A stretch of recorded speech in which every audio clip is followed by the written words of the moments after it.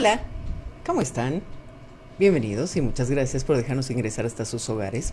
Saben que hoy, como cada vez, nos ponemos el desafío de desmenuzar la información. No solamente tenemos que tenerla, también tenemos que digerirla de alguna manera y crear una nueva conciencia alrededor de esos temas. Hoy en Más que Palabras hablaremos del escenario electoral que finalmente se ha definido.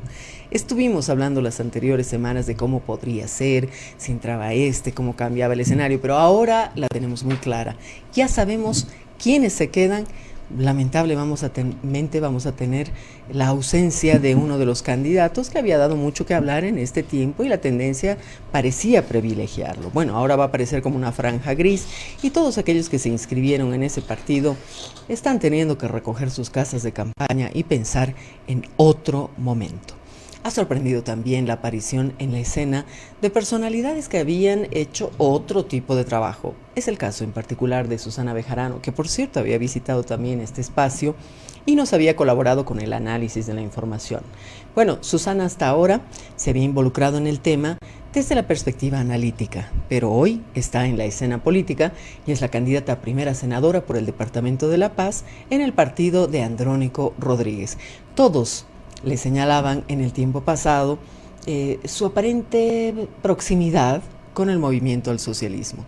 Y esto, bueno, modela de alguna manera un escenario nuevo. Mariana Prado también es una figura importante, una mujer joven y demás que, bueno, se decía que se había retirado, ahora ha regresado, pero como les decía, las piezas se han completado. Y de eso vamos a hablar en el espacio, de estas apariciones extraordinarias, de las salidas y por supuesto de lo que depara el futuro. Permítame presentarles a todos mis invitados de hoy día. Voy a saludar en Cochabamba a Erika Brockman, una legisladora muy reconocida, analista también en el ámbito político y una mujer que constantemente ha trabajado en temas de democracia. Bienvenida, Erika, gracias por aceptar. Muy buenas noches, Tocaya, un saludo muy especial a Más que Palabras y va a ser un gusto compartir no sé con quién está en la sala conmigo, pero en todo caso va a ser un gusto poder analizar el nuevo tablero electoral que se presenta en la coyuntura. Así es, Erika. Bien, voy a darle la bienvenida a Roxana Pérez del Castillo, que está conmigo, justo a mi lado, concejala por el Departamento de La Paz, que no es la primera vez que nos acompaña y me da mucho gusto tenerla en nuestros estudios. Bienvenida, Roxana. Qué gusto tenerte. Muy buenas noches, querida Erika. Muchísimas gracias por la invitación. Es un gusto también estar nuevamente aquí en los estudios y usando los micrófonos y las redes de Más que Palabras. Saludar a Erika también en Cochabamba. Roberto, es un gusto también estar aquí contigo. Y pues nada, tocando temas que nos interesan a todos sin duda alguna. Así es. Bueno, han surgido muchísimas sorpresas y yo estoy realmente ansiosa por conocer un poco la opinión de mis invitados que tienen diversas áreas de trabajo, pero que se concentran también en este tema electoral en esta ocasión.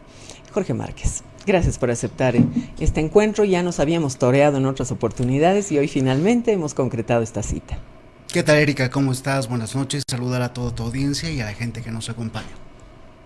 Bien, se esperaba de alguna manera que este escenario iba a ser absolutamente, alguna persona especializada en rebuscar palabras hubiera dicho estrambótico, porque realmente están sucediendo cosas que no esperábamos y están apareciendo figuras que parecían lejanas. Es el caso de Mariana Prado, que había como que desaparecido de la escena, pero de repente regresa con esta fuerza y no va a ocupar un lugar menor, sino va a ser la candidata a vicepresidenta. Pero bueno, organicemos un poco todo esto. Erika, ¿qué te parece si comienzas tú? ¿Qué te dice esta papeleta 2025, una papeleta que se propone después del COVID, cuando ya las cosas han cambiado? En primer lugar me llama la atención que vayamos a tener una papeleta con una franja gris, y es altamente probable que todavía nos sorprendamos con otra franja gris, lo cual que nos obliga a emitir alguna opinión también pedagógica para el electorado, para que no se confunda respecto a esta presencia, esta nueva franja. Lo importante en este momento es darnos cuenta de que el tablero se está ordenando, se van reduciendo los contendores en base a los criterios que los habiliten, Y el otro elemento que me llama la atención es de que una vez que sale Dunn, que era una figura que se estaba proyectando como la renovación, como algo nuevo, o el antisistema, una especie interesante de Milei en su discurso, pero que inclusive atraía a gente que estaba votantes potenciales de Andrónico, o sea que cruzaba todo el espectro político. Hoy día el propio Dunn ha sugerido que toda la gente que simpatizaba con él asuma con libertad de conciencia y opte por el mejor camino para votar. En todo caso, ahí se presenta como un actor que definitivamente, probablemente en el futuro o en las subnacionales juegue un rol político, porque ha demostrado determinación y vocación política para hacerlo. Ha luchado, ha tenido que saltar muchos obstáculos para poder llegar a donde ha llegado, y bueno, las cosas no se dieron porque creo que hubo un descuido de su parte y mucha improvisación, pero en todo caso está ahí como actor político con voluntad de hacerlo. El otro elemento que vale la pena señalar es de que ya se confirma el binomio del silencioso Andrónico y su candidata vicepresidencial, que tiene más presencia en los foros.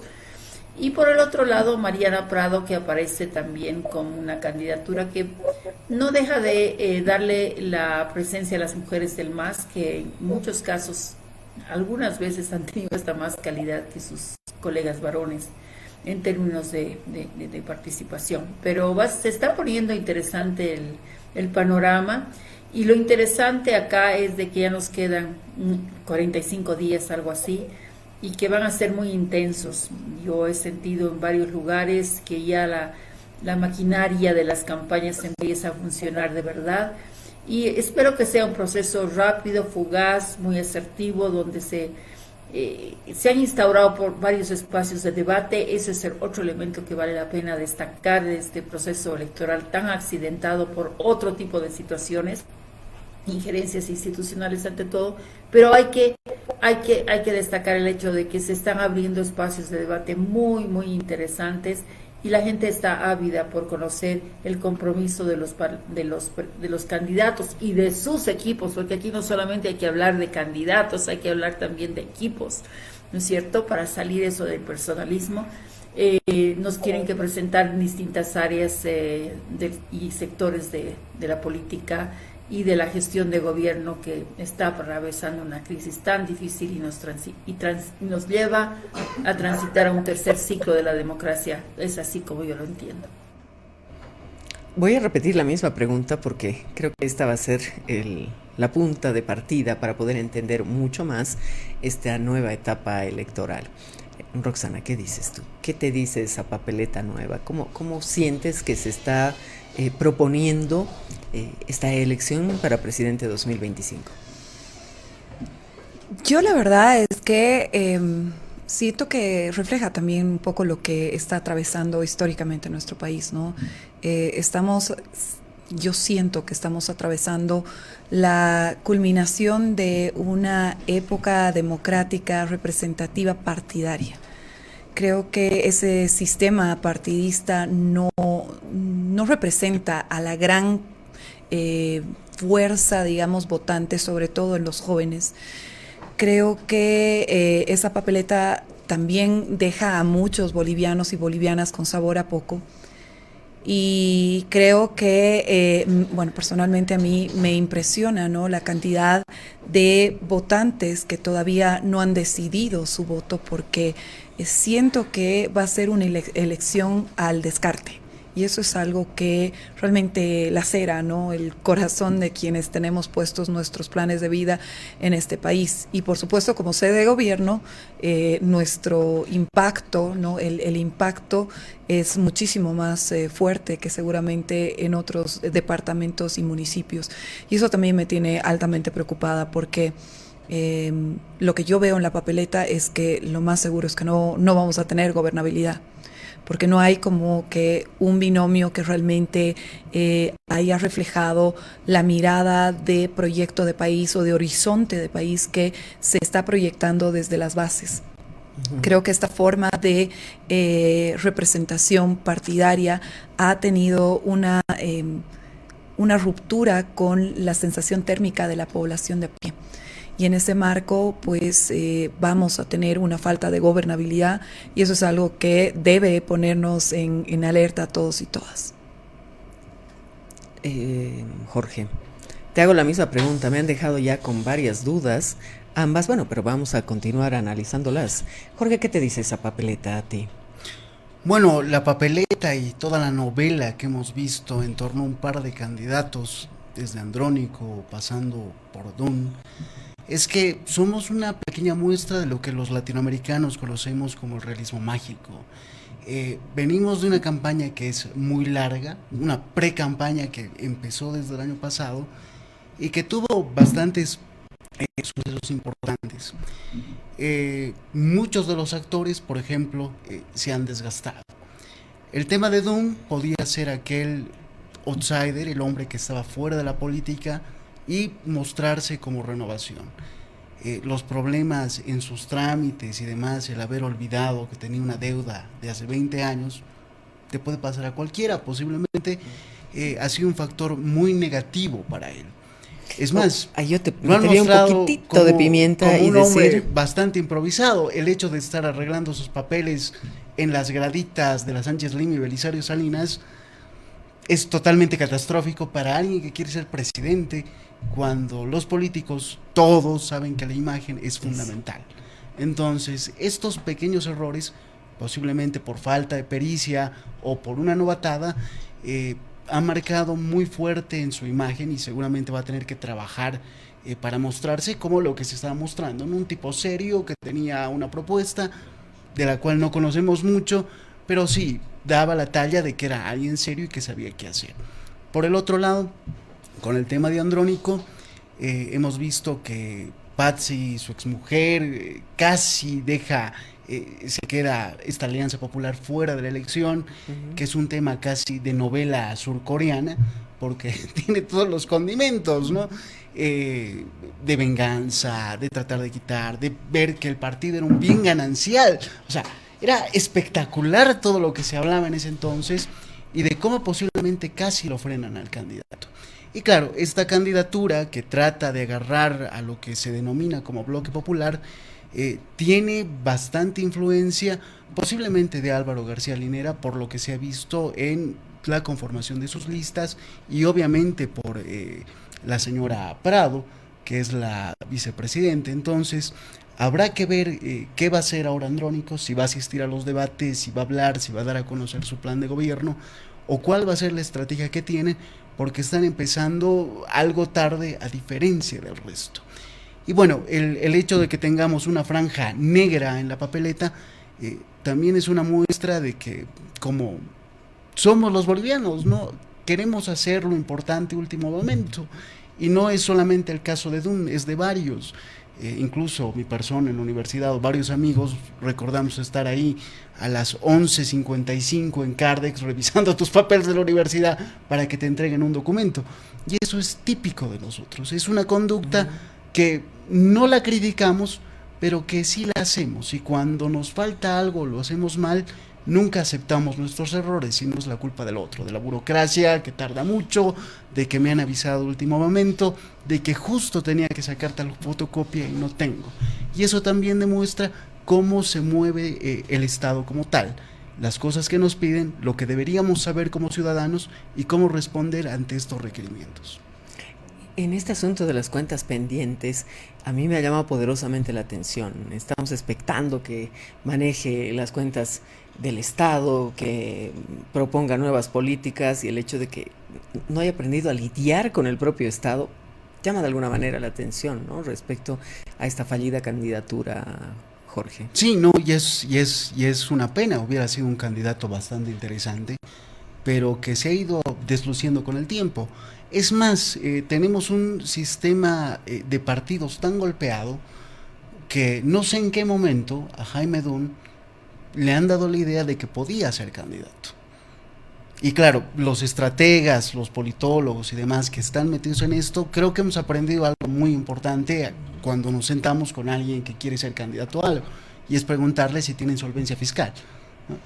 Porque esto que parece algo tan básico, y que nadie le preguntó a Dun y demás, trajo todos estos problemas en una avalancha que acabó bajando a Nueva Generación Patriótica de las elecciones.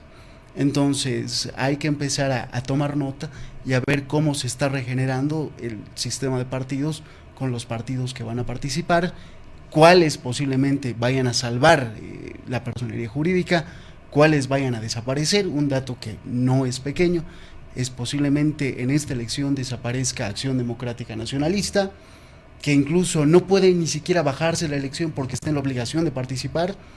Si no participa, igual pierde la personería jurídica. Y el MNR, que todavía está aquí vivo y va a aguantar hasta el 2030, y posiblemente los movimentistas se den el lujo de ver cómo se acaba incluso el movimiento al socialismo. Y esto sí que sería histórico. Me queda claro que los desafíos han sido totalmente diferentes para esta elección. Ya no hay esas estructuras partidarias de antes, esos estamentos y demás que conocíamos muy bien en los 80s, en los 90s. Y hoy, también con la aparición, no cabe duda, de los teléfonos celulares, mucha gente se ha abocado a hacer su campaña dentro de las plataformas digitales y a ausentarse de los debates. Comienzo esta ronda otra vez con Erika. Erika, ha llamado la atención que en estos días, no sé si ha sido por el silencio del último tiempo, se hayan convocado a tantos debates. Pareciera como una epidemia, ¿no? Todos quieren ahora un debate, quieren una unión de los candidatos, ¿no? El colegio médico, la Cámara de Exportadores, los agropecuarios del Oriente. Mira, se me va a acabar el programa si continúo citando a cada uno que ha hecho esta convocatoria. Lo llamativo es que las ausencias se han ido repitiendo. Tú decías, ¿se animará a ir al debate, Andrónico? Bueno, hasta ahora al menos no ha asistido a ninguna, ni el de las universidades. ¿Qué marca de alguna manera eso, Erika? Tú has sido legisladora por muchos años. ¿Cómo encuentras este panorama y esta falta de, no sé si ganas, o será parte de su estrategia de no participar en los debates? A ver, yo quiero en primer lugar, Erika, decirte lo siguiente. Me parece muy importante lo que se ha dicho aquí en el sentimiento tanto de Roxana como de Jorge. Sus intervenciones son muy lúcidas y muy interesantes. Y quiero recuperar algo. Hablaba de la necesidad de gobernabilidad. Se está condenando a que no va a haber gobernabilidad. Hay que recordar que el primer ciclo de la democracia, cuando la democracia nació sin marraqueta bajo el brazo, de alguna manera hubo la crisis de la UDP y hubo una sed de gobernanza y de gobernabilidad. Y esa sed de gobernabilidad se convirtió en una necesidad casi existencial. Y esa sed determinó que de alguna manera se trace una ruta crítica de transformaciones institucionales dentro de lo que cabía, importantísimas, que hasta el día de hoy están vigentes. Nadie va a decir que el Código Tributario o que, por ejemplo, la ley SAFCO, que ha sido tan malograda y malinterpretada y penalizada en su visión, no siguen siendo un referente, o que el defensor del pueblo, tan disminuido y tan erosionado, no hayan sido parte de esa visión de país, o la paridad de género, que también viene de la mano con la crítica que se hace a las cuotas y que ya está en la agenda legislativa. O sea, ¿a dónde yo voy? A que esa fragmentación probablemente obligue a construir una agenda responsable para con el país en este momento de transición tan complicada. Ahora, claro, la gobernabilidad no solamente tiene un plano institucional, tiene también un plano social en las calles. Bolivia, desde los márgenes, muchas veces se hace política y se la hace de manera contundente, y muchas veces se la hace también desde la mirada antipartidista, pero hasta ahora no hay ninguna fórmula, y quiero decírselo a Roxana, no hay ninguna fórmula en ninguna democracia del mundo que pueda incorporar alguna participación, por ejemplo, candidaturas independientes que no han tenido gran éxito cuando se han presentado, que no tengan una estructura partidaria. Estamos en realidad en un no sistema partidario, estamos en la ausencia absoluta, candidatos sin estructuras, estructuras sin militantes, militantes sin vida, o sea, partidos sin militantes, sin vida orgánica. No sé si lo deseable es de que haya una vida orgánica, o quizás hoy día la mediación pase por partidos distintos, porque el bloque social anti-MAS, que es diverso y muy plural, no quiere saber de partidos políticos, habla mucho de ciudadanía, y lo veo ahora con el control electoral particularmente. Ya que todo el mundo quiere hacer control ciudadano, pero no se dan cuenta de que el control de verdad es aquel que lleva el signo del partido para poder observar un acta, por ejemplo. En fin, pero ya volviendo a los debates, hay una serie de debates, hay que organizarlos, o sea, estamos viviendo una irrupción, una transición, como que se ha liberado un poco ese espacio de no debates que han habido durante 20 años, ha marcado la ausencia permanente, por ejemplo, del liderazgo de Evo Morales o de quien era presidente, ¿no? Hoy, el año 20 tampoco, las elecciones hace poco no han sido unas elecciones que no sean ordenadas, han sido tremendamente accidentadas por el tema del COVID, o sea que estamos empezando un nuevo ciclo que se marca por la necesidad de acotar también los debates, acotarlos de una manera más que facilite la vida a los candidatos. No es fácil hacer campaña y estar todo el tiempo en debates, y cada candidato tendrá que evaluar si va o no va. El silencio de Andrónico es significativo y es decidor. Dicen que hay silencios que dicen mucho más que 1000 palabras. Veremos qué quiere decir, pero después de haberlo visto en la entrevista la última vez, la entrevista que corrió simultáneamente a las encuestas, veo que todavía, como alguien me decía, un compañero que fue dirigente de la CSUTCB, todavía es chilaquito, está saliendo recién del huevo, o sea, recién están haciendo, es todavía sin experiencia. Le falta mucho para recorrer y seguir adelante con un proyecto como el que tenía el MAS, y además para renovarlo, porque hay que reinventarlo en estas condiciones críticas. Entonces, yo no sé si Mariana Prado va a salir al frente para limar, digamos, sus deficiencias, porque ella sí tiene experiencia y tiene la influencia y la formación de todo el grupo de Álvaro García Linera. Aunque me han señalado de que García Linera no está detrás de esta fórmula, está muy distante, pero que sí hay algunos de los amigos de García y acólitos que están detrás de esto. Y obviamente yo pienso que el MAS está viviendo una experiencia muy dura. El año 1964 se liquidó el MNR, perdió la revolución por los mismos MNRistas. Hoy día los mismos masistas son los que están contribuyendo a la destrucción del partido hegemónico, a su disminución, a su agonía, que puede ser lenta, porque no creo que el bloque social que ellos representan se termine, no hay que subestimar lo que ha representado el MAS todo este tiempo. Simplemente y veremos qué sorpresas nos da Andrónico, o qué más bien desencantos también, en el sentido de que genera mucha expectativa la renovación, pero a veces la renovación sin experiencia puede ser una combinación muy complicada. ¿Qué opinas sobre esta puntualización que hace Erika Roxana y este desafío de candidatos que son hito enclenques, ¿no?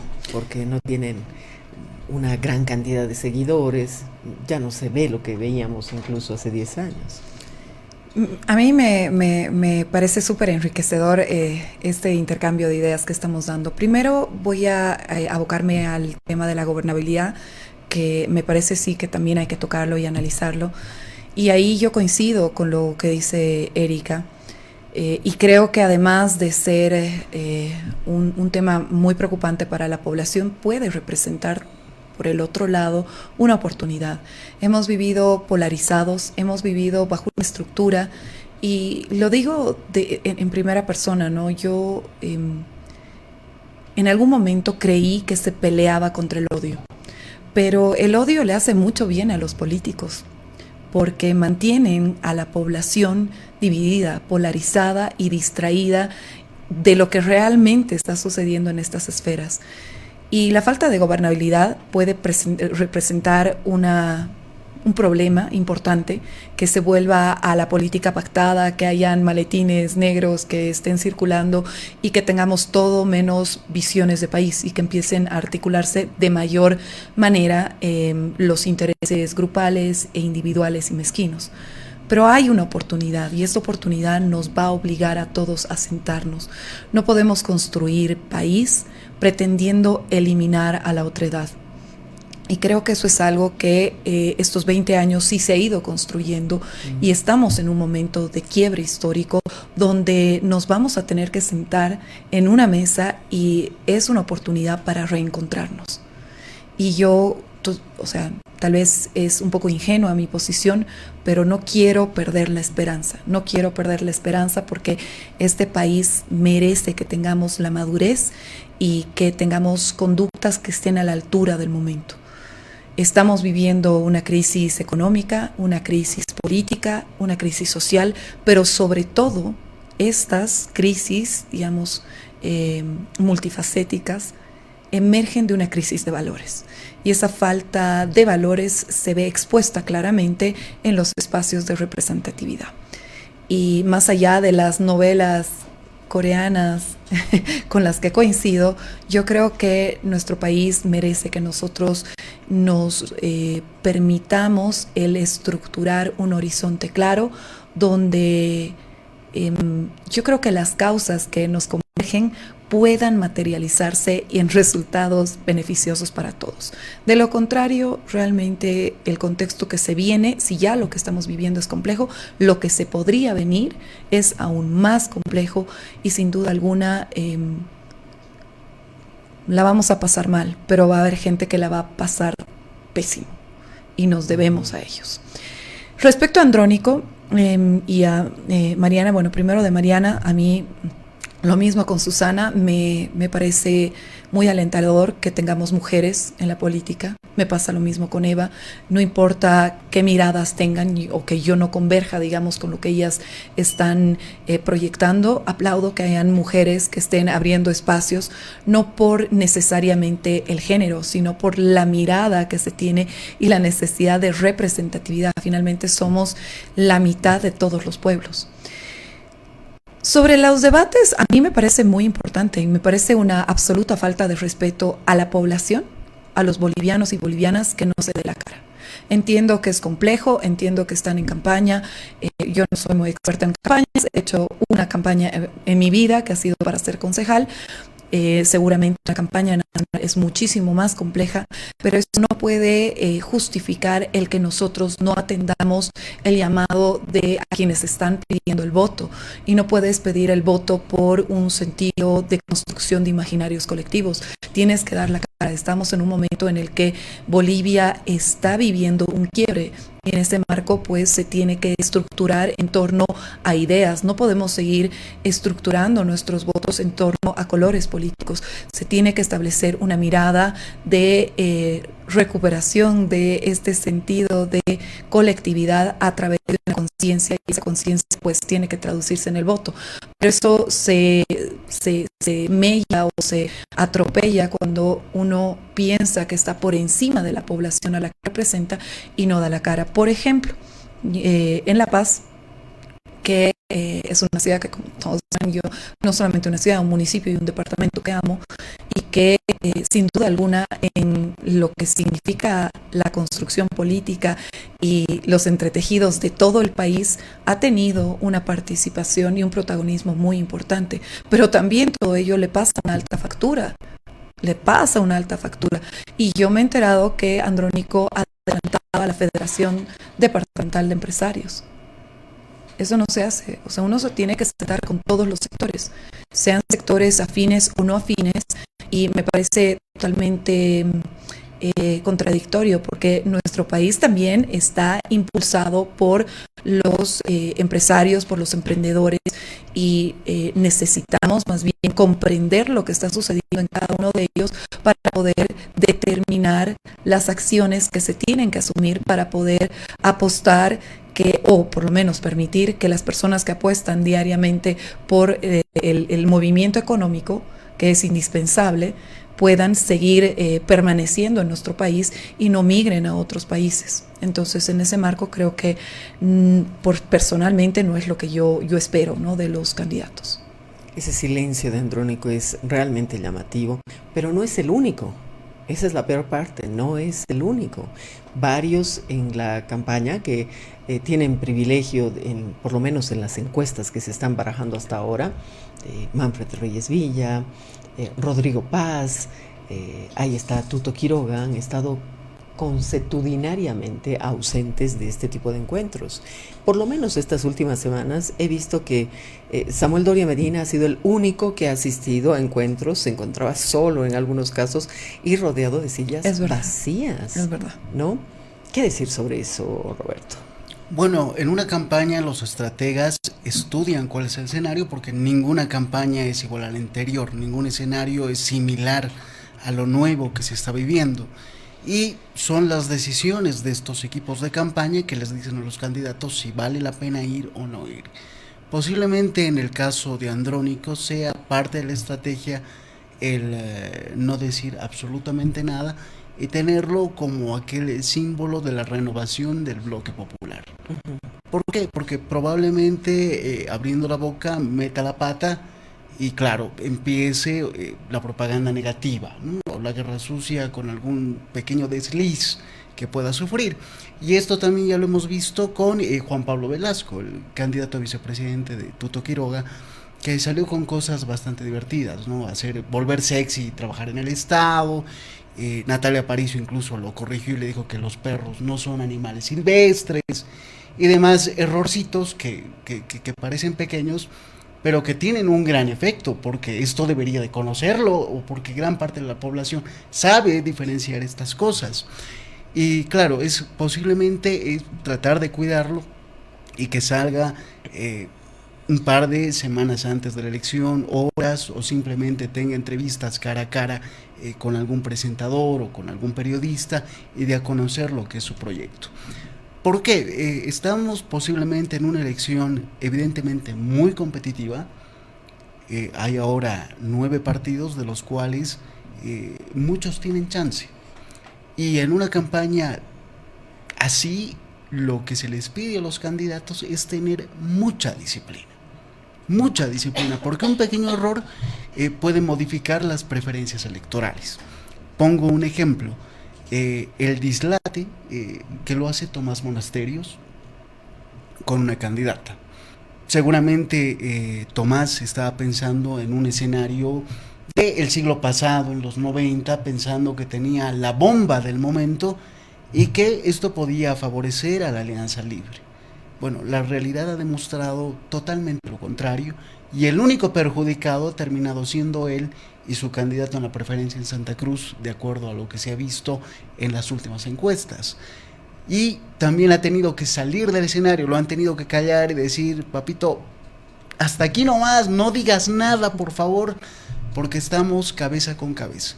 Y cualquier pequeño error de cualquier candidato en cualquier lugar que se encuentre en la encuesta y que tenga algún tipo de chance, incluso hasta de meter parlamentarios, puede ser catastrófico. Entonces, la disciplina en campaña es fundamental. Las estrategias ya están tomadas y los candidatos están respondiendo a estas estrategias, seguramente con los objetivos y las expectativas que tienen. A propósito de eso, a mí me ha disgustado en lo particular, y debo decirlo, que muchas personas se hayan estrellado contra Susana Bejarano. Realmente me ha lastimado. ¿Por qué? Les digo, porque evidentemente los valores son únicos, pero además antes teníamos valores más cercanos como que al machismo, ¿no? Con un privilegio distinto, mientras que ahora las cosas han cambiado. Ya está claro que las mujeres no tienen que comulgar todas sus ideas con su pareja sentimental, por ejemplo, ¿no? Que son un universo aparte, que tiene sentimientos, deseos, ánimos y, por supuesto, en este caso, aspiraciones de orden político. Me ha llamado mucho la atención eso, y yo me estaba preguntando si eso tiene que ver con un cambio profundo en la sociedad. ¿Es solamente un rasgo? ¿Es una cuestión excepcional la de Susana Bejarano? ¿Cómo la lees, Erika Brockman? A ver, es una pregunta muy interesante, y más allá del caso concreto, valdría la pena decir que lo difícil que es para una mujer manejar un perfil propio más allá de su pareja sentimental. Y eso lo digo porque normalmente en la política hemos sido muy pocas las que hemos llegado a la política no por nuestros esposos, ni por nuestros papás, ni por nuestros tíos, ni por nuestros amantes, ni por nuestros hermanos. En realidad hemos llegado por voluntad propia y porque era una opción de vida. Yo la tomé a mis 17 años, me acuerdo, y comencé a trabajar y muchas veces me auto, ¿cómo se llama?, limitado y me he inhibido para tomar decisiones de oportunidades políticas precisamente por temas de pareja.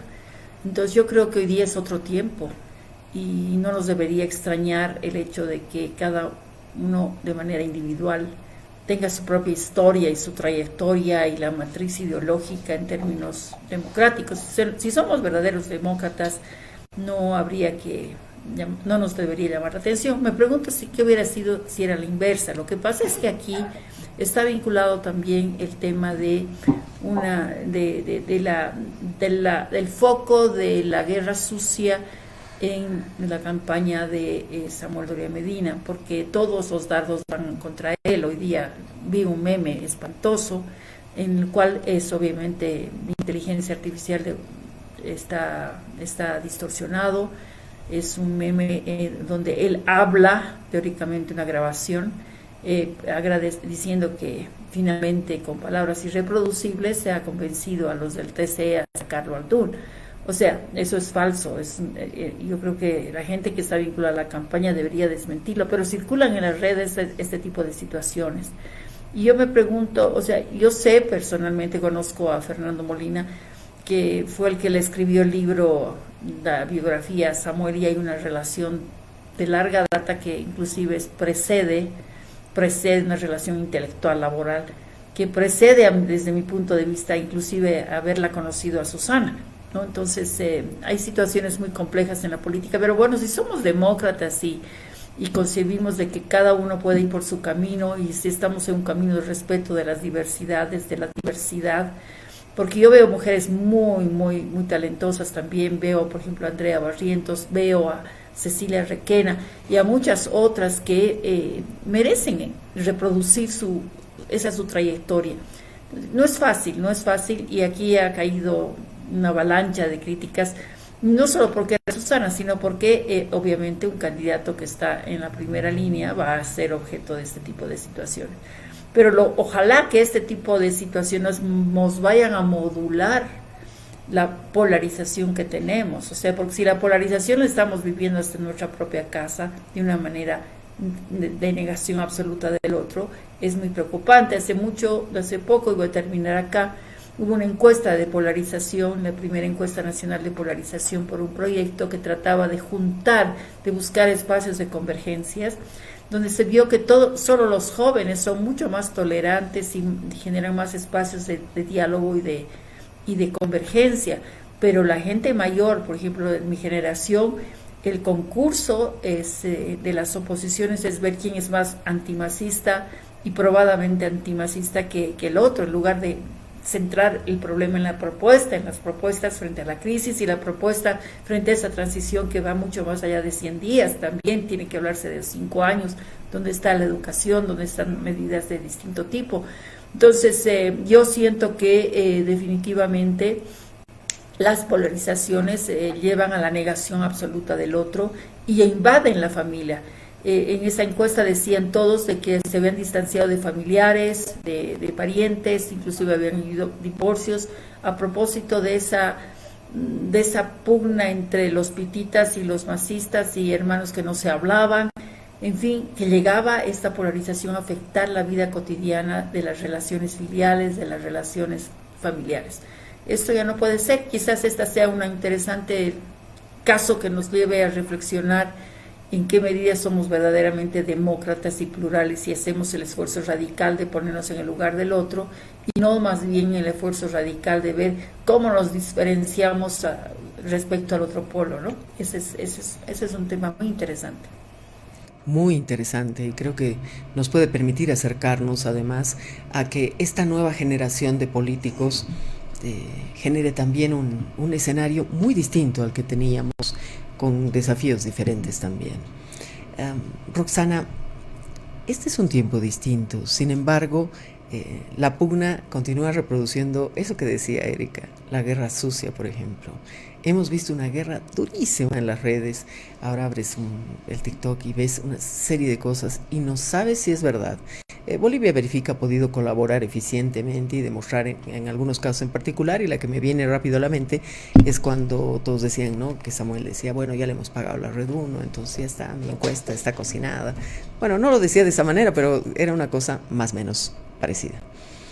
Bolivia Verifica hace el estudio correspondiente y encuentra que evidentemente no era real, que era un producto de la inteligencia artificial. Pero se reproduce una cuestión del pasado, la guerra sucia. Es que eso representa la vieja política. Son incapaces de poner sobre la mesa las ideas, las propuestas y discutir sobre las mismas.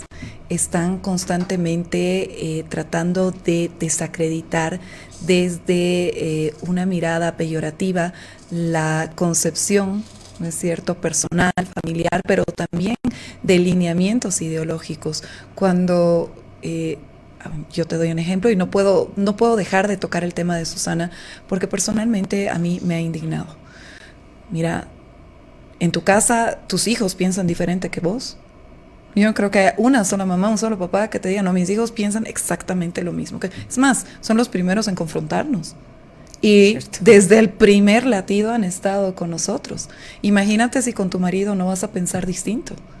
Pues nadie se divorciaría, además, ¿no? Todos estaríamos eternamente casados, que ojalá así fuera, pero todos pensamos distintos, tenemos historias distintas y tenemos derechos, no estamos, pues, no somos siameses en el ejercicio de nuestra identidad, de nuestra personalidad, de nuestras ideas, de nuestros caminos. Los caminos se juntan, efectivamente, pero cada uno tiene su propio camino. Y siento que esta mirada machista, misógina y paternalista de, oye, eres esposa y tú no puedes pensar diferente que tu esposo, es algo que ya no está bien visto, y lo aplaudo. O sea, si bien se tiende esta batalla de guerra sucia, si tú hablas con sobre todo con las nuevas generaciones están con una mirada totalmente alejada de estos espacios de polarización, pero además inertes, que no nos llevan a nada, ¿no? Es una discusión entre sordos. En ese marco, pues, también está la desinformación, ¿no?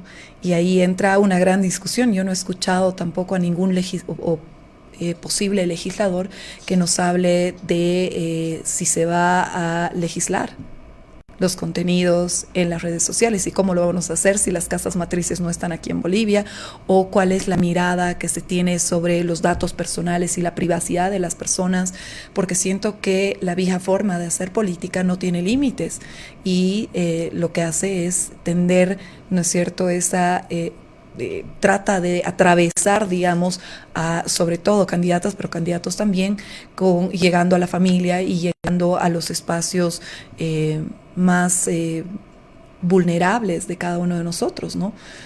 Y en ese marco creo que sí debería estar contemplado dentro de esta, si bien no va a ser una nueva constitución, pero sí creo que más allá del positivismo va a haber un pacto social entre todos que nos va a permitir reconducir lo que está sucediendo.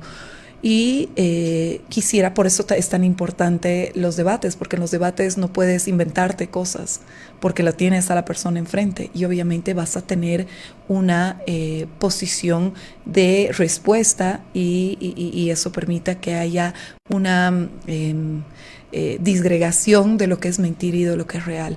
Creo que es algo que también se ha generado con el MAS.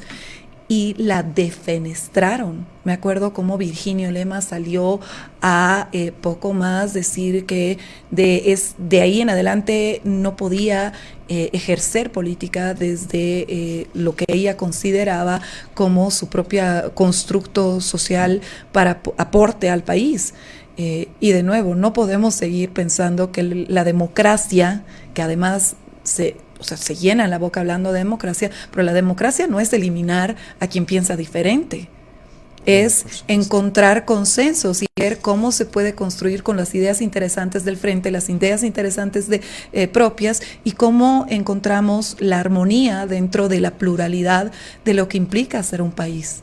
Y sobre todo esta posibilidad de más bien contentarse, digamos, entender que no vas a ganar en todo, que vas a perder algo, pero que en el otro sector también va a ocurrir claro. eso. La comprensión, la administración de la frustración también. Pero tú decías una frase que me ha impactado, decías, la vía política no tiene límites, pero al parecer es la nueva generación la que al final está poniendo los límites, ¿no, Roxana? Y me enorgullece, claro que sí, porque es que, de nuevo, o sea, ellos ya han perdido el horizonte, siento yo, porque lo que están tratando de hacer es de mantener el poder, ¿no? ¿Y mantener el poder para qué? ¿Por un proyecto de país? No, porque desde ya ha nacido pues totalmente equivocado. No puedes eliminar a quienes piensan diferente que tú pensando que así se va a construir país. Tienes que tener ideas y esas ideas tienen que cooptar los votos, pero cuando tú eres elegido, eres el presidente o la presidenta de todos.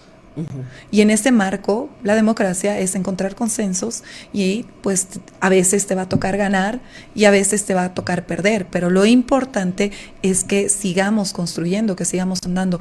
Y los jóvenes, en ese contexto, creo que tienen una claridad muchísimo más contundente que quienes están hoy en la papeleta. ¿Qué dices sobre eso, Roberto? Es muy desafiante lo que acaba de decir Roxana. Sí, posiblemente también muy ideal. El hecho de que exista la polarización y exista la guerra sucia no es algo nuevo. Hay diferentes ejemplos. Podemos citar, por ejemplo, el tema del emperador Augusto, que incluso declara pirata a Marco Antonio con tal de hacerse con el poder en Roma. Tenemos la Chanson de Roland, donde se cuenta la épica de Carlomagno conquistando territorios. En el caso boliviano, aquel que logra simplificar la idea de polarización amigo-enemigo es Carlos Montenegro, con la idea de su texto de nacionalismo y coloniaje, la nación, la antinación, y a partir de ahí es algo que hemos ido repitiendo con el paso del tiempo. Hacer guerra sucia no es algo fácil, es algo que se necesita algo de inteligencia, agudeza y algo de tino para saber en qué momento lanzarla, por qué lanzarla, contra quién, para qué, se busca un objetivo claro y demás. Y lo que se ve en las redes sociales y demás son tiros al aire, que posiblemente lo ve mucha gente, hay gente que puede que cree en esto, hay otra que no, pero esto también nos demuestra que gran parte de la población en cualquier lugar del mundo, no solamente en Bolivia, que lo último que hace y que le presta interés es la política. La gente tiene cosas más importantes que hacer que amargarse la existencia viendo qué pasa en el escenario político. Los jóvenes que pareciera que están rompiendo con este esquema, posiblemente a muchos de ellos no les interese qué es lo que está pasando. Yo he sido joven y cuando era chango me interesaban otras cosas, me interesaba ir a ver al Stronger, salir con mis amigos, ver si tocaba el grupo de música que me gustaba, ver qué se podía hacer un fin de semana, estar pegado en el tema de la política. Y esto también hay que saber comprenderlo y sopesarlo. El famoso círculo rojo que se dedica a la política a nivel mundial es un 5%. Hay periodistas, analistas, políticos e investigadores de universidad que están viendo el tema, cuando el ancho de la población tiene otras cosas que hacer que son más importantes, desde el hecho de subsistir, que en nuestro caso es el 80% de trabajadores informales, que en vez de ver y dedicarle tiempo a las peleas que puede haber entre el político A, B y C, está más preocupado en que tiene que llevar algo a su casa para poder comer ese día. Entonces, las realidades son completamente diferentes. Este cambio en el pensamiento generacional entre los mayores y los jóvenes se debe a los procesos políticos que han vivido. Los jóvenes están entrando a conocer un nuevo ciclo, un nuevo proyecto. Ahí veremos si de esos jóvenes van a entrar a las estructuras partidarias que ya conocemos y cuál va a ser su aporte. porque lamentablemente el discurso que predomina en nuestra sociedad es hablar el tema de renovación, pero absolutamente nadie quiere entrar a hacer política desde la militancia y desde un partido. Y claro, la ley es clara, la democracia es representativa, quieres hacer política, necesitas de una sigla que te patrocine y que te ponga ahí en una lista para que puedas hacer los cambios que tienes que hacer dentro del Estado. Y esto también nos muestra la crisis que existe en el sistema de partidos tras la caída del viejo sistema el año 2005. Hay muy pocos partidos políticos en la actualidad que tienen incluso escuelas de formación de cuadros. La única que incluso he visto en la época de la pandemia, incluso antes y ahora hasta hace un par de meses, que tenían cursos de formación, incluso vía Zoom y demás, era Unidad Nacional. Los jóvenes que quieren hacer política y la gente que quiere hacer política tiene que ir más allá de la buena voluntad. Tiene que saber qué está defendiendo, por qué, cómo lo va a hacer y demás. Y son los partidos los que tienen que formar esta militancia. Porque si no, tenemos el desorden que hemos visto en el Parlamento actual. El tratar de escaparse de la política, como lo estaba intentando hacer discursivamente Comunidad Ciudadana, esto va a ser un gobierno de ciudadanos, ha terminado colocando una bancada que incluso se peleaban y se siguen peleando hasta el día de hoy entre ellos, cuando hay muy pocos parlamentarios que se han entendido cuál es el trabajo que se debe hacer desde el Parlamento. Entonces, para evitar esto, hay que ser no solamente un poquito más serios o no solamente tener la voluntad, sino también tener la formación necesaria, porque necesitas saber algo de historia, necesitas saber seguramente algo de estadística, matemática, alguito de hidrocarburos, saber a quién consultar, y claro, la política es el trabajo en equipo. Podemos ver al candidato, podemos ver a la autoridad, pero detrás de ella hay un equipo de trabajo que le pasa datos, que le pasa insumos, que mide con lo que van a salir y con lo que no van a salir. Y ese es el escenario que lamentablemente la mayor parte de la población no ve.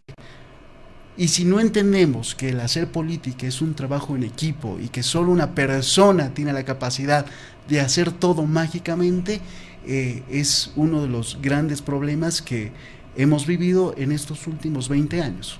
Cuando gran parte de la población pensaba que Evo Morales lo era todo, cae en desgracia el 2019, y claro, ahora esperemos que con esta nueva elección se entre al nuevo escenario, que es este fin de siglo, con una crisis muy fuerte, y que posiblemente vuelva a abrir el tema de que el Parlamento es muy importante, ya que se va a acabar con la idea del rodillo, donde sí se va a poder escuchar a todos los representantes del país, cuáles son sus propuestas y ver cómo va a ser la negociación para apoyar las nuevas reformas, para cambiar las políticas del país. Tenemos unos pocos minutos y aunque no es serio hacer una suerte de futurología, yo les propondría más bien a mis tres entrevistados decir que es, después de ya tener el escenario electoral definido y que se viene la sexta encuesta este fin de semana, ¿qué creen que va a pasar? ¿Vamos a tener algún repunte? ¿La salida de Dunn marcará algo?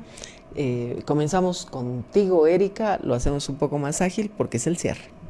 Ya, muy rapidito, yo la verdad que viendo las cifras como están, si bien marcan una tendencia muy clara, creo que estamos en un escenario bastante incierto. No sabemos qué ha de pasar con ese 27-30% de población que todavía está indecisa. ¿Qué hay detrás de eso? ¿Un voto oculto? No lo sabemos, si es la transferencia, si es por renovación, por ideología, o simplemente gente que está consumiendo el discurso de boicot a las elecciones, que puede ser del lado de Evo Morales, que deciden no pronunciarse y deciden decididamente no boicotear las elecciones. Yo creo que eso es importante. El otro elemento que yo quiero decir es que no hay que romantizar y idealizar lo que son algunos sujetos políticos fundamentales. Sabemos que la juventud va a jugar un rol muy importante. Son muy pocos jóvenes los que están queriendo entrar al círculo rojo, como decía Jorge. Ojalá tengan formación, ojalá estén dispuestos a jugarse la vida en este oficio que no es pues ciencia política, lamentablemente, es un juego de permanente equilibrio, de sostener el poder, pero con una autocontención en democracia, no ir más allá de lo que la ley no te permite. Y aquí hemos cruzado muchas líneas rojas y se ha normalizado hacerlo. Hay que cambiar este nuevo ciclo, creo que tiene que retomar una nueva pedagogía de la democracia, y justamente es eso lo que yo quisiera ver en los candidatos ahora en esta recta final, porque Bolivia no puede volver hace 20 años, han pasado 20 años que han representado muchas cosas en el país y no se pueden borrar simplemente porque hay que borrarlo al más. Yo creo que yo soy profundamente crítica al MAS, a su personalismo, a su etnonacionalismo pachamamista extremo, a su falta de utilidad, a su deseo de ser del conflicto el centro de su crecimiento, etcétera, etcétera, de la polarización, instrumentalizar los clivajes tan fuertes, el regional, el étnico-cultural, instrumentalizarlos a tal punto en que en lugar de reparar y de avanzar, los hemos profundizado, en fin. Yo lo que quiero decir es de que vamos a tener un escenario fragmentado. Me asumo como política, pese a que ahora hago análisis, y como política no me puedo dar el lujo de ser pesimista. En un escenario tan difícil, creo que siempre hay que buscar la luz al final del túnel y lanzar un mensaje de esperanza. Estamos en un cambio de ciclo que no va a ser fácil, y vamos a necesitar la contribución de todos, no solamente en el plano institucional, sino también en el plano de las dirigencias sociales, que han consumido también del hecho del conflicto un elemento paralizante y del avance y la acumulación, digamos, de todos los avances que hemos tenido en nuestro país. Roxana, ¿qué dices? ¿Cómo puede voltearse esa balanza en este tiempo sin doom en la carrera electoral? Bueno, yo creo que este país avanza sin doom y o sea, siempre va a haber alguien que llegue, digamos, a llenar mínimamente las expectativas, y eso se va a ver en las urnas. Si quisiéramos que la papeleta sea muchísimo más diversa, muchísimo más inclusiva, también lamentamos lo que ha sucedido con DUM, pero creo que también parcialmente es gran parte de su responsabilidad, y coincido con lo que han dicho los otros panelistas. Respecto a romantizar, no, yo tampoco creo que haya que romantizar.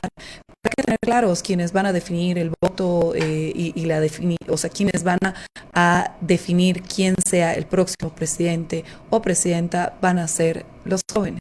Y los jóvenes, si bien efectivamente, no, y coincido con lo que dijo Roberto respecto a que no hay escuela de líderes y no hay formación de líderes, esto es a propósito, no es que ha sido casual o que se les fue. Esto es totalmente intencional. ¿Por qué? Porque ese círculo rojo sigue favoreciendo a los viejos de siempre.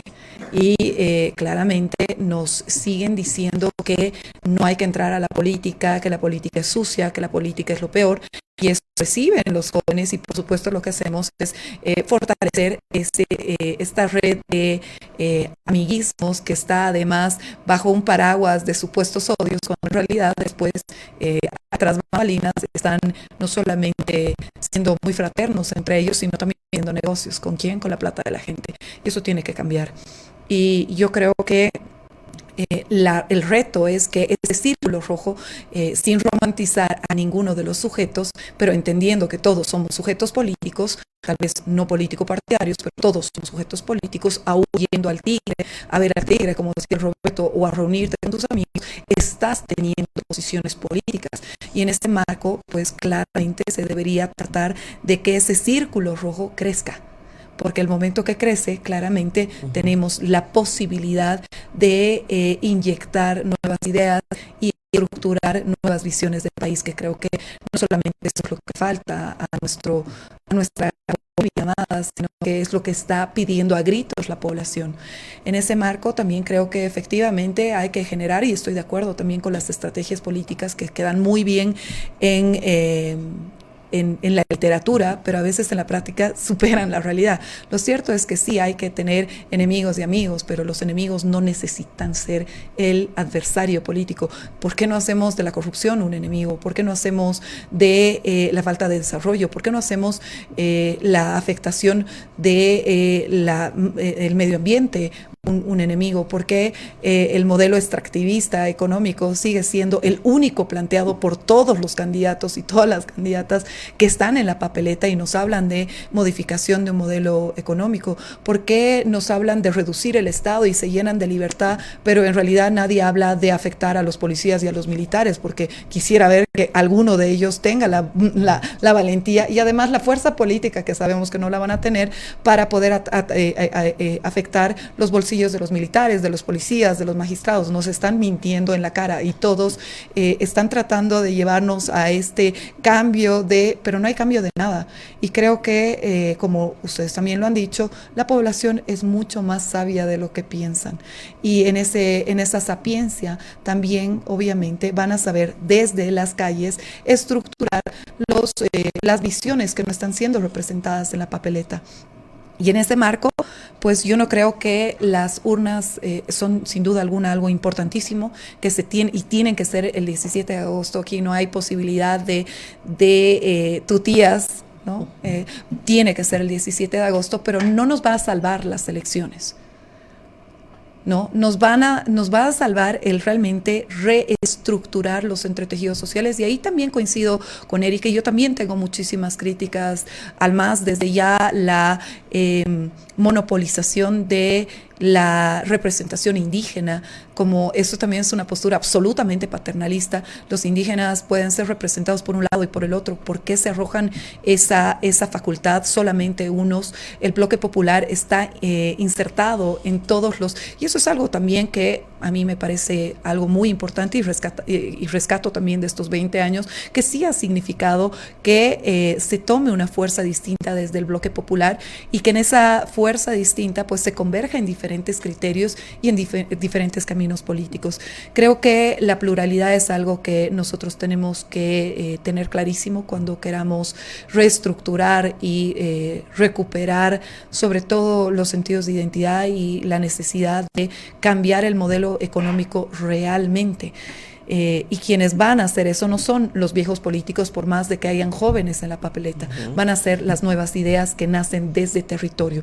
Y en ese marco, la esperanza para mí no es la papeleta, sino son los espacios autonómicos territoriales que van a permitir dar legitimidad o no a las definiciones que se tomen tanto en la Asamblea Legislativa como dentro de la nueva estructura del gobierno nacional.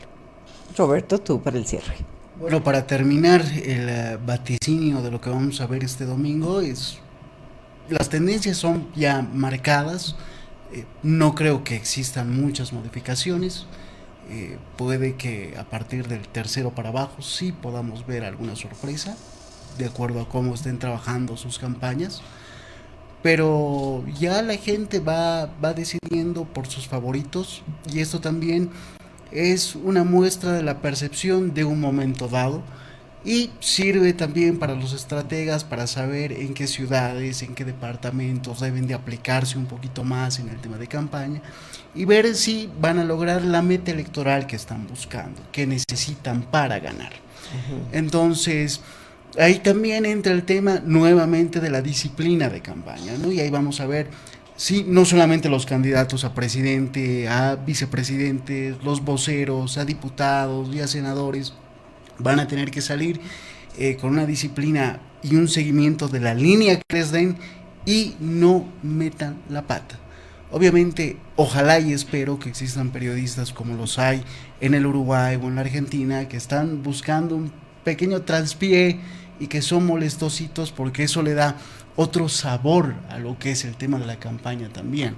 Entonces, no creo que veamos algo nuevo, alguna sorpresa muy grande. Las tendencias ya están claras, y claro, hay que ver qué viene para adelante, cómo se van a comportar los candidatos, la disciplina que van a tener, y ya pues encaminados a un mes de agosto que nos va a traer, entre otras cosas, La Paz, la Feria del Libro, el Bicentenario, y la elección que casualmente cae el Día de la Bandera. Entonces ya no falta casi nada y gran parte de la población estimo que ya ha tomado una decisión o que ahora va a sopesar y va a ver qué es lo que le conviene al país y lo que les conviene personalmente.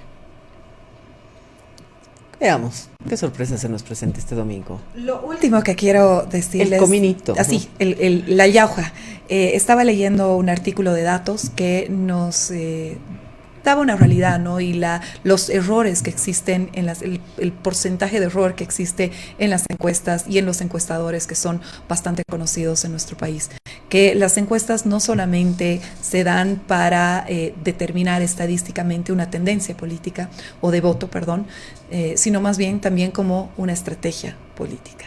Y eso es algo que también, dentro de lo que tú decías de desinformación, tenemos que estar muy atentos. Con ese apunte es que vamos a cerrar el programa. Gracias a Erika Brockman, que nos ha seguido desde Cochabamba tan gentilmente, a Roberto, que nos ha acompañado, Roberto Márquez, y a Roxana Pérez del Castillo. Ha sido un gusto para mí compartir con ustedes hoy día. Es muy importante la serenidad para el análisis. Si volvemos a esta lógica de la política antigua, nos vamos a acabar hundiendo todos. Y de alguna manera la sociedad se refleja también en estas candidaturas que hemos visto. Son como espejos, muestran nuestras partes malas y nuestras partes buenas. Rescato ahí un poco de los criterios que has vertido hoy día sobre ese tema. En este momento Bolivia se encuentra en una encrucijada muy difícil, pero no imposible, ¿eh? Y en esa encrucijada, viejas deudas del pasado, como le ha pasado a Doom, nos van a sacar crédito, pero también las nuevas voces, un poquito como lo que hemos comentado sobre Bejarano, van a intentar abrir caminos diferentes. Espero que esto sea auspicioso para ustedes. Bueno, queridos amigos, en este minuto final permítanme despedir a un queridísimo amigo, mentor y, por qué no decirlo, maestro, don Daniel Sánchez, el director eterno de Panamericana, que ha dejado de existir en esta jornada. Reconocido orureño, hombre de gran trabajo, hombre sacrificado, pero sobre todo un hombre tremendamente disciplinado, que en lo personal inclusive me ha ayudado a entender que solo a partir de la práctica uno puede alcanzar los mejores objetivos. Hasta pronto, don Daniel, como solía siempre decirle. Usted fue el mejor locutor y seguirá siendo, creo, uno de los faros para los locutores que se abren paso en el país. Gracias a todos ustedes. Y hasta el domingo, cuando volvamos a revisar esas encuestas y miremos si las tendencias se marcaron o si el tablero se movió por completo. Gracias.